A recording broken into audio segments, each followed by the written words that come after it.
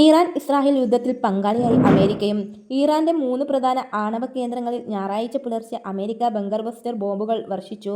അമേരിക്കയിൽ നിന്നെത്തിയ B-2 ബോംബറുകളാണ് 30,000 pound ഭാരം വരുന്ന ബോംബുകളിൽ ഇട്ട് ആണവ കേന്ദ്രങ്ങൾ തകർത്തതെന്ന് US അവകാശപ്പെട്ടു. ഓപ്പറേഷൻ മിഡ്നൈറ്റ് ഹാമർ എന്ന പേരിൽ നടത്തിയ ആക്രമണത്തെക്കുറിച്ച് US പ്രസിഡന്റ് ഡൊണാൾഡ് ട്രംപ് ട്രൂത്തിൽ പോസ്റ്റിട്ടതോടെയാണ് ഇസ്രായേൽ പോലും അറിഞ്ഞത്. എന്നാൽ താങ്കൾ പ്രതീക്ഷിച്ച ആക്രമണമാണ് നടന്നതെന്നും ആണവ പ്ലാന്റുകൾക്ക് കാര്യമായ നാശനഷ്ടങ്ങളില്ലെന്നും ജീവനക്കാർക്ക് പരിക്കില്ലെന്നും ചോർച്ചയില്ലെന്നും ഏതാനും ദിവസം കൊണ്ട് പ്ലാന്റിലെ അറ്റകുറ്റപ്പണി തീർക്കാമെന്നും ഇറാൻ പ്രതികരിച്ചു.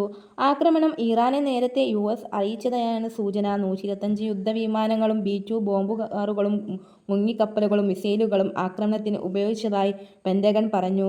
അമേരിക്കയുടെ പക്കലുള്ള ലോകത്തെ ഏറ്റവും വലിയ ബോംബായ GBU-57 എന്ന MOP ബോംബ് ഉപയോഗിച്ചാണ് ആക്രമണമെന്ന് US അവകാശപ്പെട്ടു. എന്നാൽ ആക്രമണം നടന്നതിന് 30 കിലോമീറ്റർ അടുത്തുള്ള പ്രദേശവാസികൾക്ക് ആക്രമണം നടന്നതായി അറിയില്ലെന്നും ശബ്ദം കേട്ടില്ലെന്നും രാത്രി ഉറങ്ങുകയായിരുന്നുവെന്നും പറഞ്ഞു.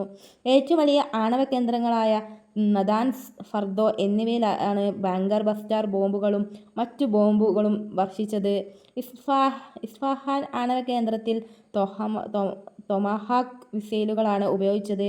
മേഖലയിലെ അമേരിക്കക്കാരും അവരുടെ സൈനികരും തങ്ങളുടെ ലക്ഷ്യമാണ് എന്ന് ഇറാൻ പ്രതികരിച്ചു.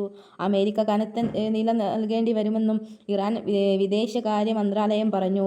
അതേസമയം ഇറാനിലെ ഭരണമാറ്റം തങ്ങളുടെ അജണ്ടയല്ലെന്നും സംഘർഷത്തിനില്ലെന്നും ആണവ പദ്ധതികൾ പൂർണ്ണമായും തകർത്തെന്നും US പ്രതിരോധ വകുപ്പും വിദേശകാര്യ വകുപ്പും പറഞ്ഞു. ചർച്ചയിലൂടെ പ്രശ്നം പരിഹരിക്കാമെന്നും അതിന് ഇറാൻ സന്നദ്ധമാകുമെന്നാണ് പ്രതീക്ഷയെന്നും അവർ കൂട്ടിച്ചേർത്തു.